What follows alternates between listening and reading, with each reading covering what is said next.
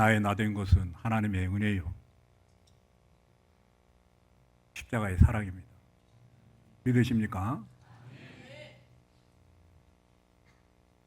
이렇게 건강한 모습으로 여러분을 뵐 수 있어서 참으로 감사합니다. 모두가 다 하나님의 축복의 역사인 줄로 믿습니다. 오늘 와서 보니까 칭찬을 해야 할 것이 참 많이 보입니다. 작년에 왔을 때는 이러지 않았는데 빈자리가 없을 정도로 이렇게 새 식구들을 많이 맞이해서 득찬 같은 예배를 드릴 수 있다고 하는 거 얼마나 감사한지 모릅니다. 저의 기도의 소원이 이루어진 줄로 믿고 감사를 드립니다. 또 오늘 평가대 찬양을 들었더니 얼마나 은혜스럽고 또 아름다운 그런 찬양인지 모르겠습니다. 하나 조금만 더 한 몇 사람만 더 찬양색을 채우면 너무 좋겠다라고 하는 생각을 해봅니다. 뿐만 아니라 소식을 들었습니다. 우리 반주자 보통 보면 그런 교회가 없어요. 반주자 열심히 봉사했다고 해서 그렇게 교회가 사랑을 베풀 줄 아는 그런 교회가 드문데 오늘 또 몇 주 전인가 그때 반주자한테 이렇게 수고의 보답을 교회에서 드린 것을 보면서 야, 참 은혜스러운 교회다. 우리 김현일 목사님이 정말 잘하는 중에 또 아주 귀한 역사를 감당을 하셨구나라고 생각을 해서 얼마나 감사한지 모릅니다. 또 내년에는 새로운 식구들이 더욱더 많이 보여서 가득 차 넘치는 그런 교회가 될 줄로 믿습니다. 또 한 가지는 방회장실에서 우리 목사님 만나고 있는데 우리 전옥선 권사님이 95세입니다. 제일 나이가 많으신 성도님 같은데 여자 성도님. 그런데 아주 지팡이도 지치 않고서 지팡이도 안 짚고 그렇게 해서 와서 만나러 오셨는데 그 참 얼마나 감사한지 몰라요. 평소에 보면은 한 5년 6년 전만 해도 지팡이를 짚고 다녀야 또 교회에도 나오지도 못하는 그런 상황인데도 불구하고 아유 참 얼마나 기적과 같은 역사가 일어났는지 참 고맙습니다. 그래서 제가 이야기할 때 105살 105살 정도 살 것이라고 110살이네. 예. 그래서 15년 정도 더 사시라고 기도하고 있다고 그렇게 했는데 하나님께서 소원을 이루어 주실 줄로 믿습니다. 역시 기적과 같은 역사 그리고 빛과 같은 그런 소망 가운데 교회가 든든히 서가는 모습을 보면서 너무나도 자랑스럽습니다. 우리 목사님을 통하고 또 우리 교인들을 통해서 그 역사를 이루실 텐데 너무 감사합니다. 수고 많이 하셨습니다. 열심으로 사명을 감당할 수 있기를 주님의 이름으로 축원합니다. 자, 오늘 설교 제목을 한번 보십시다.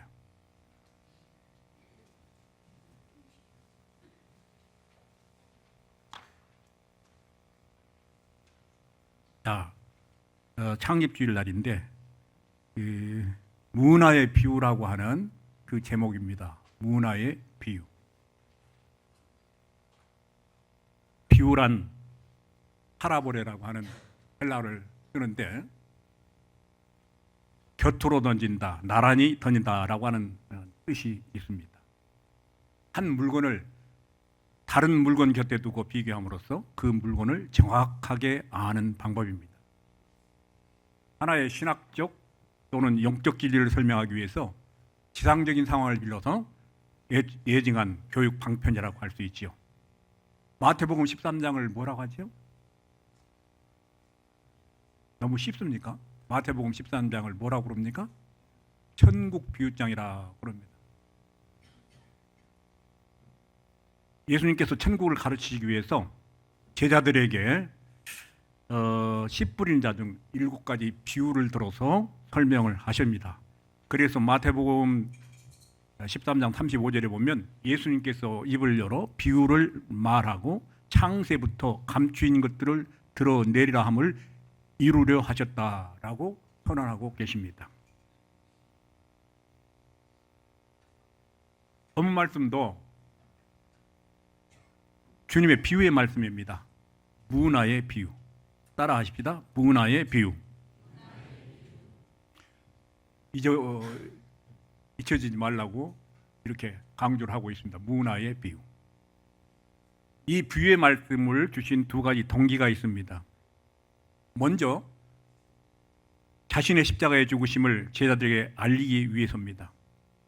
십자가의 대속의 죽음을 통해서 죄값을 지불하고 인간을 구원하시는 길을 제자들에게 가르치시기 위함이었습니다. 나아가서 예수님께서 떠나시고 다시 오실 때까지 제자들이 이 땅에서 무엇을 하며 어떻게 살아야 할지를 가르치기 위해서였습니다. 이 비유는 예수님 당시에 있었던 한 역사적인 사건을 통해서 주신 것인데요. 우리나라 고려시대 그리고 조선시대에서 왕위를 계승하기 위해서는 중국에 가서 황제의 허락을 받아야 했었습니다. 마찬가지로 당시 유대의 왕이 되려면 세계를 지배하던 로마 황제의 허락을 받아야 했었습니다. 그래서 예수님 당시 헤롯 대왕은 로마로 가서 로마 황제 마크 안토니의 허락을 받아 유대와 팔레스타인 왕으로 취임하게 됩니다. 그 헤롯 대왕이 죽고 그의 아들 아켈레오가 왕위를 계승하고자 로마 시저 황제에게 허락을 받기 위해서 먼 길을 떠나게 됩니다. 이 아켈레오가 왕위를 계승하기 위해서 로마로 간다는 소문이 퍼지자 팔레스타인의 수많은 사람들이 극렬하게 반대해서 봉기를 합니다. 심지어는 50명을 대표로 로마에 파송해서 반대 운동을 벌입니다. 그러나 한편 유대 땅에는 아켈레오를 지지하는 사람도 많았습니다. 이제 로마로 찾아간 아켈레오는 로마 황제 앞에서 비전을 비력하고 충성 맹세를 하고 황제의 허락을 받아서 왕위를 가지고 자기 땅으로 돌아오게 됩니다. 돌아오자마자 그가 제일 먼저 한 일은 자기를 반대하는 사람들을 처형하고 자기를 지지했던 사람들 그들에게 보상을 베풀었습니다. 얼마 전에 일어났던 이 생생한 역사적 사건을 통해서 주님은 비유의 말씀으로 교훈을 시작하신 것입니다. 본문 12절 말씀 보십시오. 본문 12절 말씀 들어주세요. 자, 이르시되 읽으십시다. 시작. 이르시되 어떤 귀인이 왕위를 받아 가지고 오려고 먼 나라로 갈 때 그랬습니다. 이 말씀이 당시 백성들에게 얼마나 생생하게 잘 이해가 되었겠습니까? 경험한 역사적인 사건이기 때문에 생생하게 이해가 되었을 것입니다. 본문에 보게 되면 귀인이 떠나가면서 종 10명을 불러서 은 10문화를 주면서 한 문화씩 공평하게 나눈 다음 내가 돌아올 때까지 장사하라. 13절에 그렇게 명령을 하고 있습니다. 13절을 한번 보여주세요. 띄워주세요. 13절 본문 13절에 자 읽으십시다. 그 종 10을 불러서 은하 10문화씩 주며 이르되 내가 돌아올 때까지 장사하라 하니라. 은하 10문화를 주며 그랬습니다. 한 문화씩 공평하게 나온 다음에 장사하라라고 명령을 합니다. 그리고 15절 보면 귀인이 왕위를 받아가지고 돌아와서 은화를 준 종들이 어떻게 장사하였는지를 알고자 하여 그렇게 해서 부릅니다. 그들을 부릅니다. 그는 왕이 되어서 돌아와서 보고를 받습니다. 그런데 첫 번째 사람이 나와서 보고하기를 주여 주께서 주신 한 문화를 열심히 장사해서 10문화를 남겼습니다 라고 보고합니다. 두 번째 사람이 나와서 주여 주의 한 문화로 저는 5문화를 만들었습니다 라고 대답을 합니다. 그래서 주인이 잘했다 착한 종아 내가 작은 것에 충성하였으니 각각 10골 5골을 주마라고 약속을 합니다. 그런데 드디어 엉뚱한 한 사람이 왕 앞에 불려옵니다. 10절에 보면 또 한 사람이 와서 이르되 주인이여 보소서 당신의 한 문화가 여기에 있나이다. 내가 수건으로 쌓아두었나이다. 이는 당신이 엄한 사람인 것을 무서워함이라 라고 대답을 합니다. 이에 주인된 왕이 대노하는 광경을 우리는 보게 됩니다. 그런데 이 비유를 읽자마자 우리는 또 하나의 비유를 생각하지 않을 수 없습니다. 무슨 비유죠? 네, 마태복음 25장에 기록된 달란트 비유입니다. 보통 이 달란트 비유는 연말 연시에 설교로 선포되는 값진 그런 구절이기도 합니다. 성경을 피상적으로 읽는 분들은 이를 둘을 똑같이 비유로 생각할 것입니다. 그러나 두 비유는 다릅니다. 마태복음 25장에 나오는 너무나도 잘 아는 그 비유인데 그 비유하고 오늘 문화의 비유하고는 다릅니다. 여기서부터 본문은 출발해야 됩니다. 마태복음 25장에 나타나는 달란트 비유는요, 어떤 사람이 역시 먼 길을 떠나면서 종 3사람을 불러서 각각 뭐라고요? 5달란트, 2달란트, 1달란트를 맡깁니다. 본문의 비유와 어떻게 다릅니까? 3사람의 종이 아니라 10사람이 등장합니다. 그 10사람에게 마태복음 25장의 종처럼 다르게 준 것이 아니라 똑같이 한 문화씩 줍니다. 그것이 핵심입니다. 달란트 비유에서는 각자 다르게 준 거고 오늘 비유에서는 문화 한 문화씩 10사람에게 동일하게 주었다 하는 것입니다. 그것이 바로 핵심인데요. 한 문화라고 하는 것은 당시에 큰 화폐 가치를 지닌 것이 아닙니다. 여러분 잘 아시죠? 한 문화는 20데나리온, 한 데나리온은 요즘 이야기하면 노동자 1일 임금입니다. 그래서 오늘 임금이 어떻게 됩니까? 한 10만 원 정도 되면은 20데나리온이라면은 약 한 200만 원 정도 됩니다. 문제는 10사람이 똑같이 한 문화씩 받았다고 하는 것이죠. 달란트 비유에서는 우리의 은사나 재능을 말합니다. 하나님께서는 우리 각자에게 다른 재능을 주셨습니다. 우리는 다른 재능을 가지고 태어납니다. 또 예수를 믿고 중생하는 순간 하나님께서는 성령님을 통해서 그리스도인들에게 각각 다른 은사를 주십니다. 받은 재능이 다르고 받은 은사가 다릅니다. 또 받은 분량도 다릅니다. 어떤 사람이 더 많이 받았는가 또는 적게 받았는가 하는 것이 중요한 것이 아니라 주님께서는 많이 받은 사람에게 많은 것을 기대하시고 적게 받은 사람에게는 작은 것을 기대하십니다. 나중 하나님의 심판대 앞에서 우리가 받은 것에 얼마나 성실하게 관리했는지 우리 인생에 대한 평가가 내려질 것입니다. 그러나 문화의 비유에서는 똑같이 받았다고 하는 사실을 강조합니다. 이것은 주님께서 모든 사람에게 똑같이 주신 것이 있음을 보여줍니다. 다르게 준 것도 있지만은 저와 여러분에게 똑같이 주는 것. 그것이 무엇입니까? 문화의 참뜻은 무엇입니까? 이 질문에 관해서 많은 견해와 주장이 있지만은 저는 한 가지만을 강조하려고 합니다.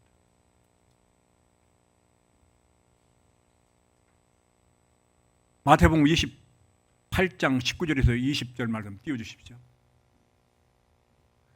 자, 한번 읽습니다. 시작.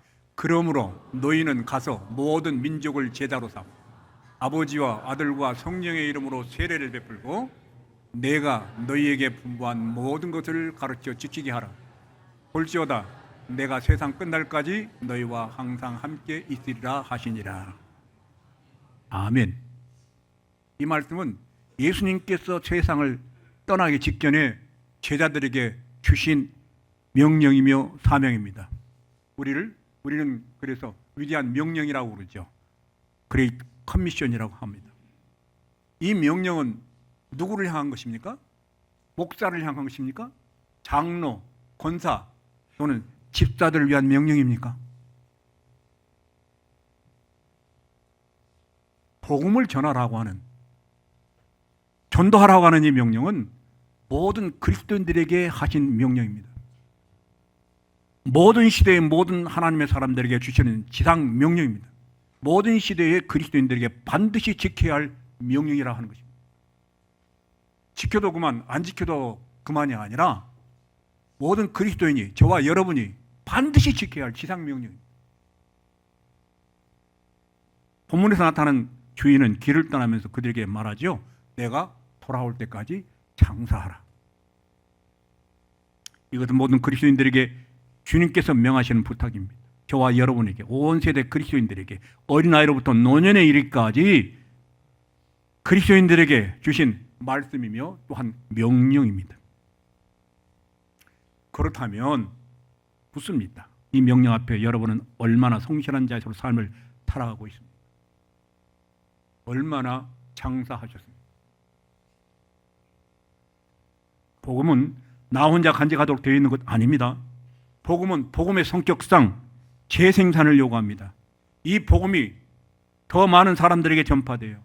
더 많은 사람들이 이 복음을 받아서 복음의 재생산을 통해서 전 세계가, 전 인류가 복음을 할 때까지 결코 중단될 수 없는 복음의 행진은 계속돼야만 하는 것입니다. 그런데 본문에서 우리의 관심을 끄는 것은 어떤 장면입니까? 그것은 한 문화를 수건으로 쌓아두었던 종입니다. 그는 왜 한 문화를 수건으로 쌓아두었습니까? 그는 다른 친구처럼 이자도 남기지 못했습니까? 더 많은 것을 생산하지 못하고 주인에게 책망받고 분노를 산 원인이 어디에 있습니까? 첫째로 그는 한 문화를 대수롭지 않게 생각을 했습니다. 한 문화가 자체가 화폐 가치로 따져서 별것이 아니니까 이 사람은 정말 별것이 아닌 것으로 생각했는지도 모릅니다. 200만 원 가지고서 무슨 사업을 할 것인가? 200만 원 가지고서 무슨 장사를 하란 말인가? 그냥 돌려주자. 성도 여러분, 물질주의적인 가치관이 팽배하고 있는 오늘의 산업화와 과학화와 황금 시대 속에서는 복음이란 정말로 대수롭지 않는 것인지도 모릅니다. 물질주의적인 가치관이 환영을 받는 오늘의 시대 속에서 복음, 진리, 생명, 하나님의 말씀은 우리에게 어떤 얼마만큼의 의미를 갖고 있습니까? 묻습니다. 여러분은 전도하십니까? 안 하십니까? 전도하지 않는 많은 이유가 있을 줄 압니다. 그러나 솔직하게 이야기하십시다. 그 이유가 복음을 대수롭지 않게 생각하기 때문이 아닐런지요. 복음이, 생명이, 거룩한 기독교의 거룩한 진리가 여러분에게 주는 의미가 이 정도밖에 가치는 안 되는지요. 도양과 상식에 필요한 액세서리는 아닐런지요. 우리 일생 동안 믿음 생활 하지요. 잊지 마십시오. 십자가의 복음은 능력입니다. 생명입니다. 부활입니다. 영생입니다. 우리가 믿는 진리의 모든 것입니다. 따라서 우리의 믿음 생활에서 십자가 복음이 빠지면 헛것입니다. 무효입니다. 십자가의 복음은 이렇게 중요합니다.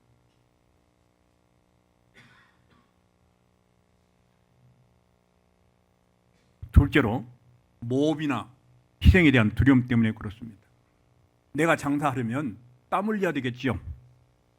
오늘 우리 주변에서 장사하는 사람들, 장사하는 것이 얼마나 어려운 일인지 뼈저리게 느낄 것입니다. 요즘 불황시대 아닙니까?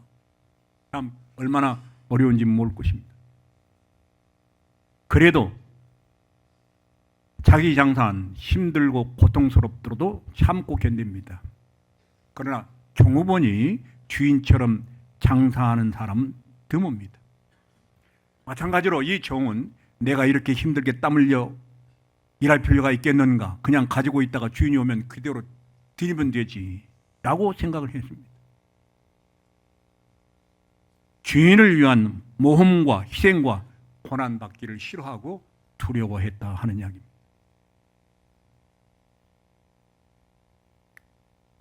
왜 여러분 전도하지 않습니까?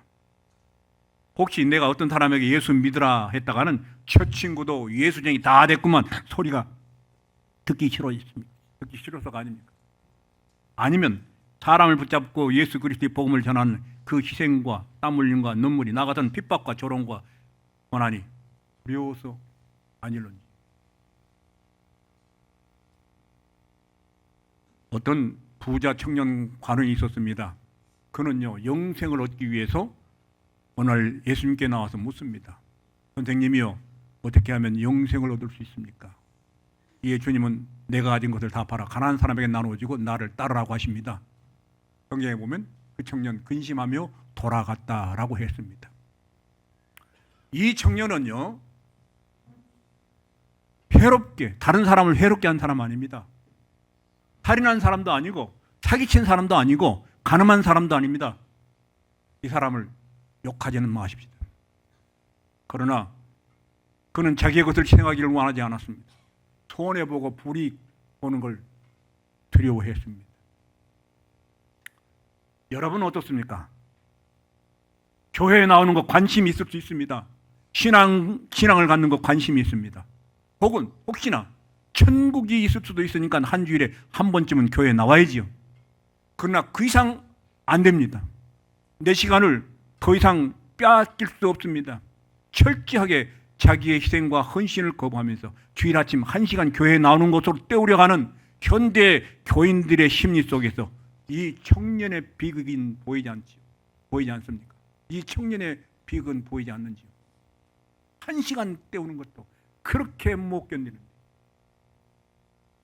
이 부자 청년이 보이지 않습니다.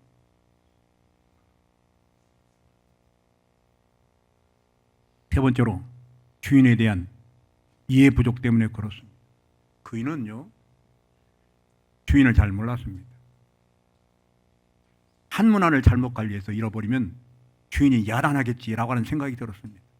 다른 성경에 보면은요 그는 주인이 엄하고 대단히 굳은 사람이라고 생각해서 한 문화를 잃어버리면 주인이 크게 책망하실 것으로 생각했습니다. 그는 자기 주인을 안악하고 혹독한 폭군으로 여기고 무서워했습니다. 그래서 한 문화로 수군에 감싸지고 장사하지 않았습니다. 우리 가운데도 얼마나 많은 사람들이 이 의식을 갖고 있습니까? 하나님을 폭군으로 만들어 놓고 자칫 잘못하면 벌지고 심판하고 벼락치는 분으로 오해합니다. 기업 망하고 무슨 일에 실패하면 그리고 병들면 하나님께서 벌 주신 것으로 생각을 합니다. 만일 하나님이 이러한 하나님이시라면 우리는 벌써 한 사람도 살아남지 못했을 것입니다. 성도는요 사랑과 은혜에 삽니다. 그렇습니다. 이 사람은 자기 주인이 매우 위대한 사랑의 주인이라는 사실을 몰랐습니다. 주인의 깊은 뜻과 맡겨준 신뢰와 사랑에는 무감각한 채 그는 주인에 대해서 이해하지를 못했습니다. 연애 경험이 있지요. 연애 경험들이 다 있을 것입니다. 사랑의 경험이 있는 줄로 합니다. 사랑하고 있는 사람의 마음속에는 그 대상을 향해서 끊임없이 솟구치는 감정이 있는데 상대방을 좀 더 기쁘게 해주려고 하는 마음입니다. 이해가 되시죠? 사랑한다면 그 사랑하는 사람, 그 대상을 좀 더 기쁘게 해주려고 하는 그런 마음으로 가득 차 있습니다. 그게 가득 차지 않으면 사랑이 아닙니다. 부부간에도 그 사랑이 식어버리면 미움으로 가득 차면 그건 사랑 아니지.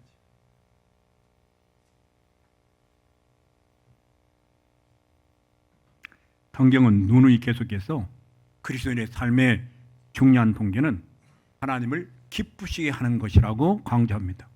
왜 하나님의 백성들이 하나님을 기쁘게 하기를 원합니까? 그것은요 사랑 때문입니다.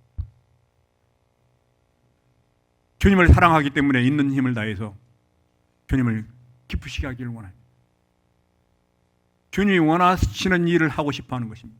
주님이 원하는 말을 듣고 싶어하는 것입니다. 주님께서 내게 부탁하신 영광스러운 복음을 전하고 싶어하는 것입니다. 이것이 주님을 사랑하는 그리스도인들의 마음속에 맥박치고 있는 예정입니다. 왜 전도 안 하십니까? 저와 여러분을 향한 십자가에서 보여준 주님의 끝없는 사랑을 아십니까? 이 사랑을 경험한 사람은 그 사랑을 자랑하고 전할 수밖에 없습니다. 따라서 한 문화를 수건에 쌓아둔 사람의 이야기는 다른 사람의 이야기가 아니라 주님의 사랑과 소원을 잊어버리고 증거하지 못한 저와 여러분의 이야기입니다.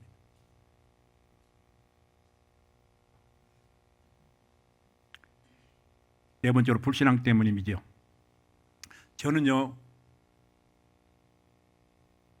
본문에 나타난 이 사람에게 이렇게 묻고 싶습니다. 당신은 주인이 돌아온다는 사실을 믿었습니까? 믿었다라고 한다면 이 사람의 삶은 달라질 것입니다. 같은 질문도 여러분에게 던집니다. 여러분은 예수 그리스도의 재림의 약속을 믿으십니까? 분명히 믿으십니까? 주님이 다시 오신다는 사실을 믿으십니까? 크게 대답하십시오. 이거 대답 못하면요, 아무것도 아닙니다. 믿음 생활 아무것도 아닙니다. 묻습니다. 예수님 다시 오시마 약속하셨는데 믿으십니까? 진정 믿으십니까?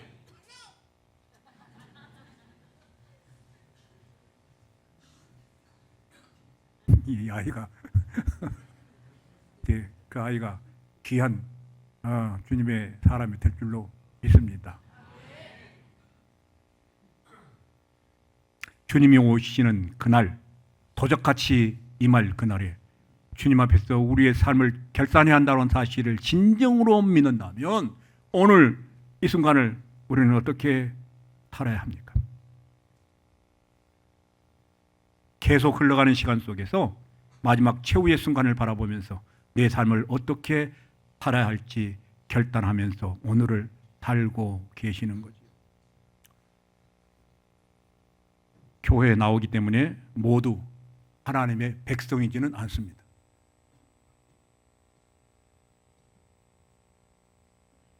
성도 여러분, 우리 인생에서 가장 소중한 것이 무엇입니까?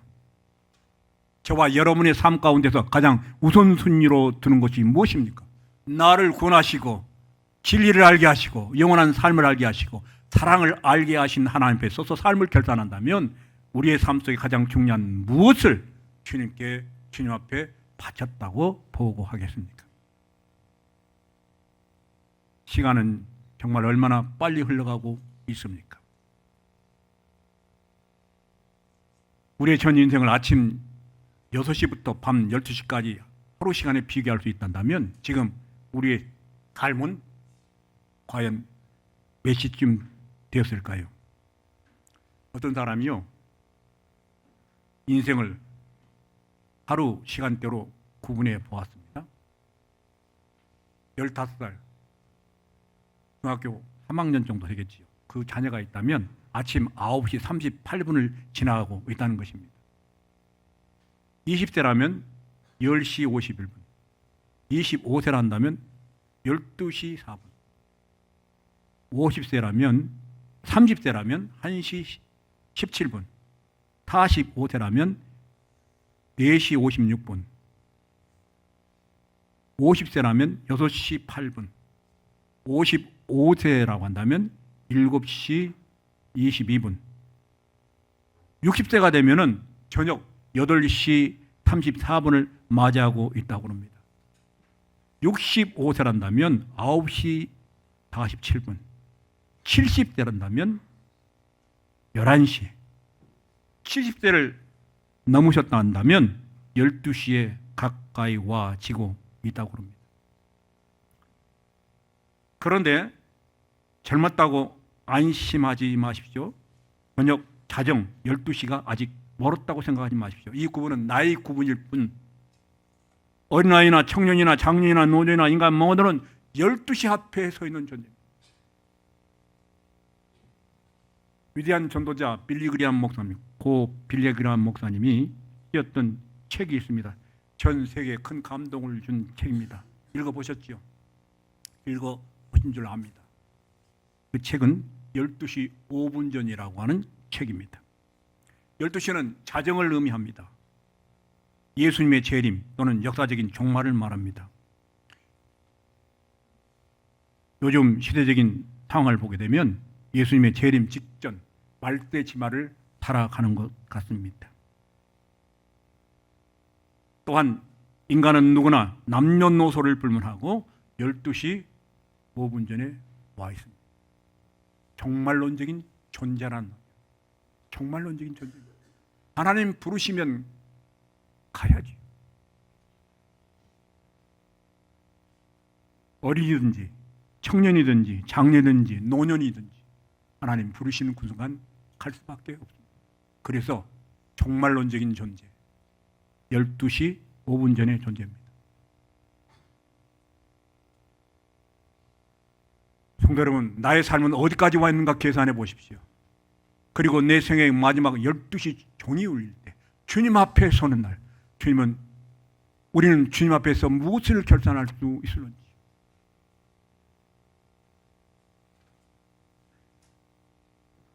무슨 배짱으로 복음 전파의 명령에 응답하지 않습니까?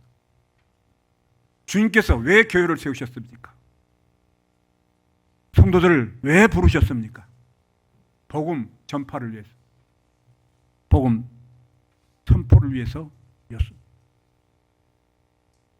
그렇다면 무슨 배짱으로 12시 5분 전에 있는 종말론적인 시간을 사는 그리스도인들인데 주님 얼굴을 어떻게 배우려고 하는지, 그 명령에 응답하지 않습니까? 시간은 우리를 기다려주지 않습니다. 금년에도 벌써 12월 결산의 달입니다. 그래서 성경은 우리에게 시간을 아끼라 때를 구속하라고 강조하신 것입니다. 세계적인 신학자여 목회자이셨던 존 스타트 목사님이 계셨습니다. 영국 런던에서 있었던 세계 선교대회에서 설교를 하셨는데 설교 중간중간에 사람들이 계속해서 박수갈채를 보냈습니다. 그때마다 그는 계속해서 시계를 보았습니다. 나중에는 감동받은 청년들이 일어나서 박수갈채를 보냈는데 겨우 그들을 자리에 앉힌 후에야 이러한 유명한 이야기를 했습니다. 앞으로 저에게 할당된 설교 시간은 5분밖에 남지 않았습니다. 제발 내 시간을 낭비하지 말아주십시오. 자기에게 주어진 시간 앞에서 하나님이 내게 맡겨주신 복음의 거룩한 명령을 순종하기를 소원하는 이 거룩한 하나님의 사람이 안겨준 감동은 그 대장만이 아니라 지금도 계속되고 있습니다. 사랑하는 성도 여러분, 주님의 문화의 비유를 통해서 무슨 교훈을 얻습니까? 교회 창립주일 아침인데 문화의 비유를 통해서 꼭 알려드릴 말씀이 있어서 이 제목을 택했습니다. 첫째로, 복음을 대수롭지 않게 생각하지 마십시오. 복음은 생명입니다. 그것도 영원한 생명입니다. 믿습니까? 믿으십니까? 복음은 생명이요, 천국이요. 이보다 더 고귀한 가치가 어디에 있습니까? 두 번째로, 복음 전파를 위한 희생과 고난, 손해와 불이익, 박해와 피 흘림을 두려워하지 마십시오. 세 번째로, 주님의 끝없는 사랑을 기억하십시오. 네 번째로, 다시 오실 주님을 진정으로 믿는다면 복음의 재생산을 위해서 우리의 시간과 삶을 온전히 드리십시오. 우리 모두는 12시 5분 전에 와 있습니다. 우리의 마지막 순간이 찾아오고 있는 지금, 복음을 위해서 여러분에게 주어진 삶을 어떻게 살고 있습니까? 주님 앞에서의 결단은 과연 무엇입니까?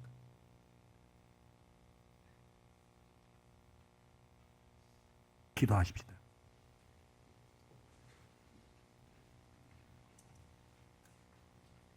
은혜와 사랑이 풍성하신 아버지 하나님, 주연교회 창립주일 이 아침 주님께서 주신 말씀을 듣게 하시니 감사합니다. 이 시간 문화의 비유를 통해서 어린아이와 노년이르기까지 온 세대 모든 그리스도인들에게 주신 주님의 지상 명령을 발견했사오니 주님이 다시 오실 때까지 이 말씀 붙잡고 복음을 전하는 주님의 제자들 되게 하여 주옵소서. 십자가의 복음은 그리스도인의 능력이며 생명이며 부활이요 영생이라고 했습니다.